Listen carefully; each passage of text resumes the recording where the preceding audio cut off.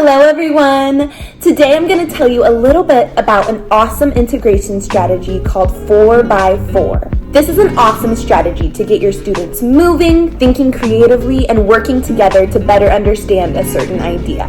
Let's get started! What you and your students will need to get started working on this strategy is simple. A piece of paper and a writing utensil if your students will be working in small groups, or a big whiteboard if you're going to be working together as a class. And of course, a subject or an idea that you've been working on in class. I find this strategy works best if your students split a piece of paper into 3 sections if they're working in small groups, or splitting the whiteboard into 3 sections if you're working as a class. You can have your students do this in any way you'd like. For today's demonstration, I am going to fold my paper into 3 sections. Now, the first step on the strategy card reads, students brainstorm specific details or describing features of a given subject.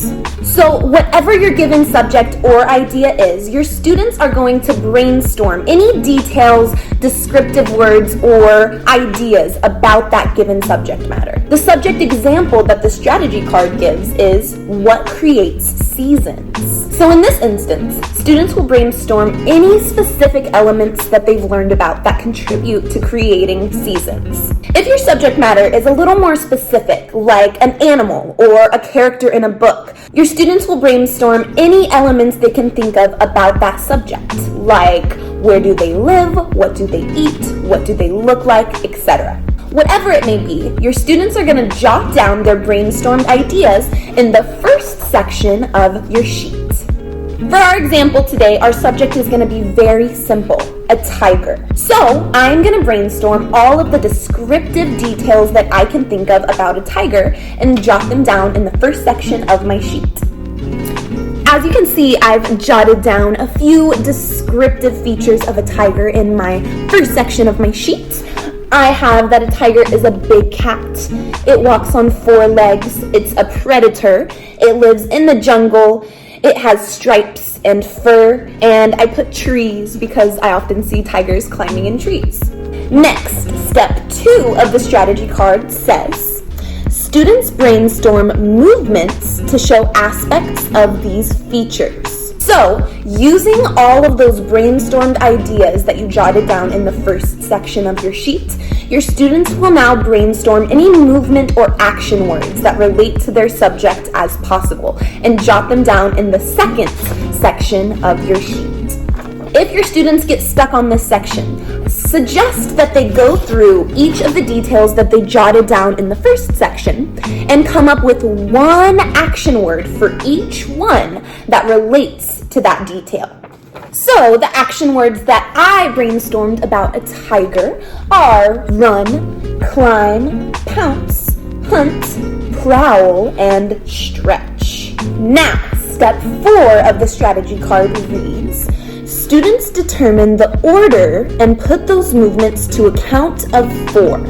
Students or teachers can determine the number of 4 counts needed for their given topic.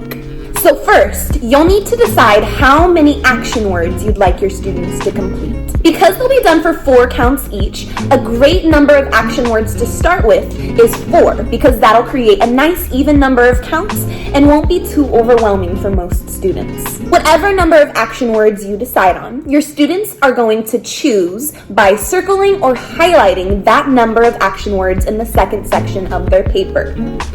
Your students will then decide what order they will complete those action words, and then write that order down in the third section of their sheet.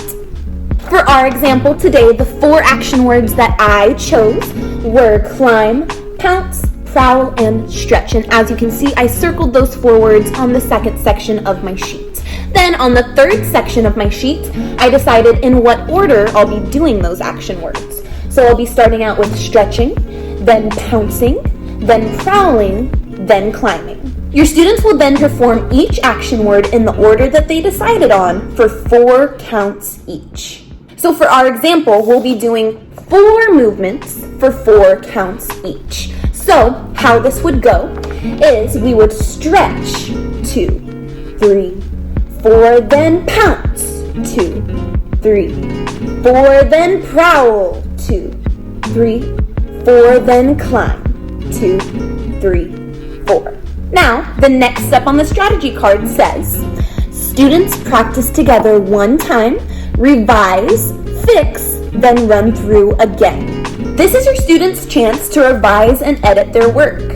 If, as they practice, they find that their movements aren't working very well for whatever reason, encourage them to revise and edit. Whether it be rethinking the way they interpret the action word, changing the order in which they do the action words, or choosing a different action word altogether.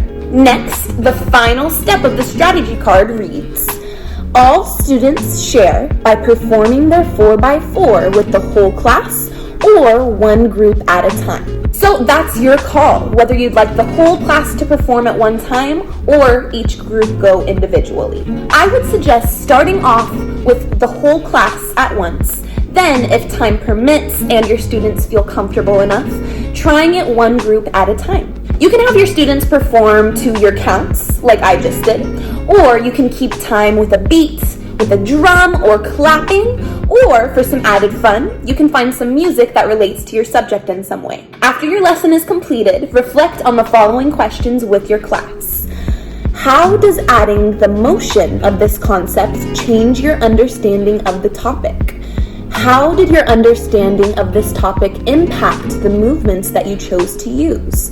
And would you change anything about your movements now that you've seen others perform? Because this strategy uses so few materials, it's easily adaptable to a virtual environment. You can pair your virtual students up with in-person groups or have them participate with the full class and instruct them to keep their cameras on when performing and turn them off when it isn't their group's turn to perform.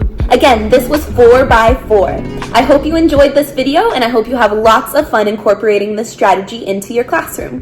Bye everyone.